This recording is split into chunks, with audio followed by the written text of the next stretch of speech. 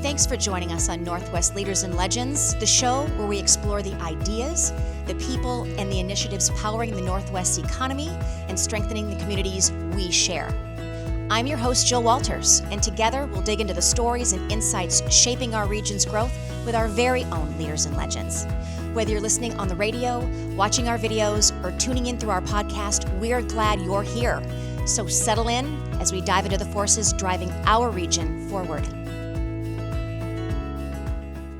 On today's episode of Northwest Leaders and Legends, we are here with the Chief of Staff of the Seattle Metropolitan Chamber, Lynnette Buffington, and she is here to talk with us about this month's FIFA World Cup and Seattle's preparation for all of the events that are here and happening right now within our state.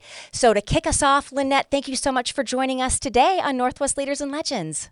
Happy to be here. Thank you, Jill. Wonderful. Okay, well, let's start with this question.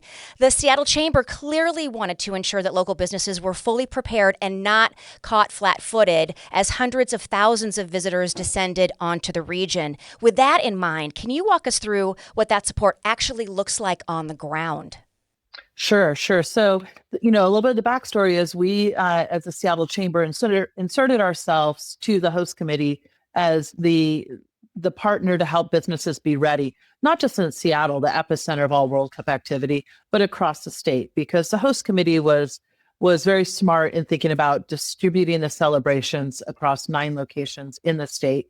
So we wanted to make sure every business in every nook and cranny of the state had some sort of resource to prepare them for the crowds.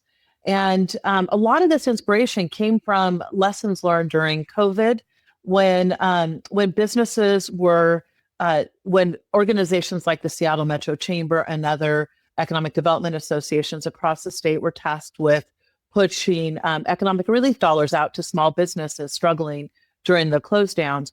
And what a lot of us learned that did this work is that businesses had varying levels of readiness and resiliency and nimbleness. So with all those lessons learned, when we saw an opportunity to take those lessons and apply them to a really positive disruption to business, crowds coming, the Seattle Chamber really wanted to step into a space to create a playbook that would assist businesses with real, achievable, low lift strategies to be ready for the crowds. And so that looked like starting a year ago with monthly webinars that were informational, just to try to demystify rumors, confusion, misunderstanding. We were doing those monthly, and then we advanced those to a couple times a month that were both briefings in some regard, and then in some were small business trainings. So that's what it looked like in the months leading up to it. And then in the spring, we released the playbook. And the playbook, the small business mega event playbook, was and is designed to be a tool for businesses with very realistic, not hard to do, organizing an organized display of how businesses can benefit from these opportunities. And that ranged, those webinars and those trainings looked like open to all. They were free. Some were just 100% online. Some were in our office, and some were deployed into communities. I can't tell you how many videos I did with business associations and small business support organizations. I just zoomed in or teamed into their events and gave an overview. So that's what it really looked like in the preparation and readiness. And then we answered a lot of questions. Again, a lot of people were seeking perfect information. And as we all know, when you have these mega events, information becomes available when it does. You can't rush it along. So we really tried to get people to not worry about perfect, but decide to be prepared. How did you really help those small businesses then really capitalize on it and really all of the mega events, not just FIFA, but all of those to come into the future? How did you help them really capitalize on all of the thousands of people, hundreds of thousands of people that were going to be coming to the city? Yeah. So when we pushed those playbooks out, and it wasn't just our playbook, there was a playbook for brand management that Visit Seattle put out that created a free brand that any business can use for marketing to show that they were celebrating too. So something to draw folks in. The Sports Commission created the Game Watch Guide so people understood how to show games and celebrate So we had all these playbooks and then very tactical sessions of how to get prepared. But there was just some very simple advice. Maybe you open earlier. Maybe you open later. If you're going to have a high volume, maybe you want to move to some counter service options. What would you do? How do you handle a rush of customers? How do you handle a depletion of inventory? How do you handle that your crowd is going to come on foot and not by car or whatever? So we really tried to walk through scenarios with folks. And I'd be remiss not to also thank the business improvement districts around the stadium. So the BIA for the Central International District, Alliance for Pioneer Square, and the SOTO Business Alliance. They also were funded with the ability to hire a sports economy specialist that was tasked with getting out door to door with those businesses and taking our playbooks, all the playbooks, out to those businesses and promoting them. And then in the CID, there was some work with translating the playbook as well. So there was even live translation sessions with folks from our team in the CID, so there could be real accessible Q&A. But we gave really practical advice, and we told people, you can be skeptical, you can be excited, but let's not be unprepared. So that was our point. Yeah. Well, from your perspective, what kinds of real on-the-ground changes are you seeing businesses make as a result in this investment of time? Is there something that you really captured from these businesses that you might not have known before? Well, we're planning for what our impact report is going to look like. So we're all ideating on what do we want to capture. So what I'm seeing is kind of the stuff I told you, these pivots small pivots businesses are making. But businesses that may not, kind of be the first place tourists go are changing things up just enough to draw guests in, be it, a bracelet making thing or some sort of attraction to pull people in. So we're seeing businesses try to maybe make a little bit more effort than the regular course of business to attract businesses in. We're seeing people upping their game in social media, which we know businesses always want to do. This was maybe the inspiration to kickstart that. We've seen this pivot in menus. We've seen this pivot in services. The home team down in Occidental Square has a giant beer garden with this great game watch. And I have walked through Occidental Square 3 or 4 times since the games have started, some for the games, some for vibes, some for walking out of a Mariners game. And the joy that is happening in Occidental Square, which is a beautiful place in the city of Seattle, the joy that is happening there to watch the games and everything.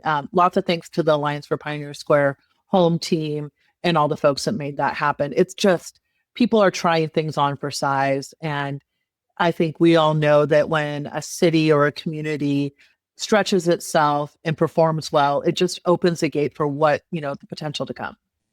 It's so exciting. Beth and I had shared this statistic together on our interview with the Seattle Sports Commission and the CEO, Beth Knox. And we talked about the fact that these visitors, these international visitors, 2/3 of them are expected to return to Seattle within the next 5 years. So this is the playbook that you've created and all the prep work that's been done and the sharing of these stories just really sets the stage for the tourists and the travel that's going to come back, and then the economic development that is grounded as a result of all of this work. Yes. And, we see, if, just giving a nod to the rest of the state, we're seeing really wonderful activations and fan zones across the state. And while Seattle is probably getting the most international tourists, I would like to think, and there's some anecdotal feedback, that these game watches in other parts of the state are really rallying the locals. And the locals are coming down and discovering their downtowns and their businesses. So we do hope that we have continued benefit from locals really discovering their own state and their own region. I think it's wonderful. Yeah, we've seen Everett and Spokane as a huge example of turnout. Bremerton looks amazing. Amazing. Yeah, Spokane, Bremerton, Everett. Thurston down on the lake, really outstanding. I was at an event on Friday, and it said that on Juneteenth, so on June 19th, when the US Australia was playing, early data was showing over 500,000 people were in downtown Seattle, but that was only domestic data. The tool, the AI tool used to pull that data, wasn't able to pull from international visitors. So I imagine we surpassed even what we had for the Super Bowl parade. I mean, we're hitting numbers out of the park. And to your point about the return visitor, the Seattle games and the stadium are just coming up a number one on every best place for soccer list. So we knew 2 billion eyes on Seattle would benefit us. I hope we all imagine this greatness, but it has been just pure joy to watch everybody thrive. I know some folks don't feel like they're thriving, but we are thriving as a region. We know some neighborhoods are feeling like they're not getting hit, or maybe the regulars aren't there. So I can't emphasize enough. Don't forget, to visit your local haunts, your favorite haunts. They really need you there too. I agree. And you actually articulated really the last part of one of the questions that I had is, how are you seeing now that we are in real time and we're right in the middle of World Cup? Are these numbers even more? Are the travel expectations and the data more than you expected? It feels like it is, and that there's more visitors and there's more economic activity happening than the city and maybe even the state could have even imagined. Yeah, I mean, I think there was a lot of modeling, and that modeling kept continued to get revamped based on realities of what nations were coming here and all those things.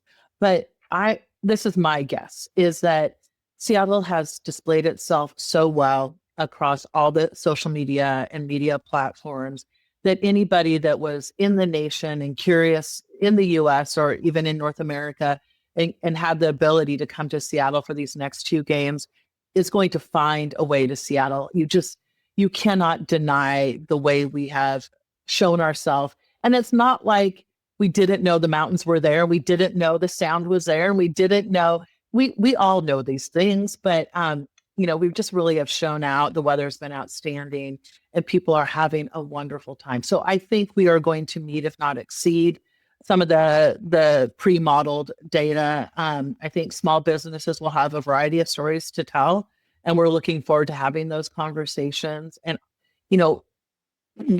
we took a lot of feedback from some of the concerns that came out of the MLB All-Star game and even the US Open down in Pierce County.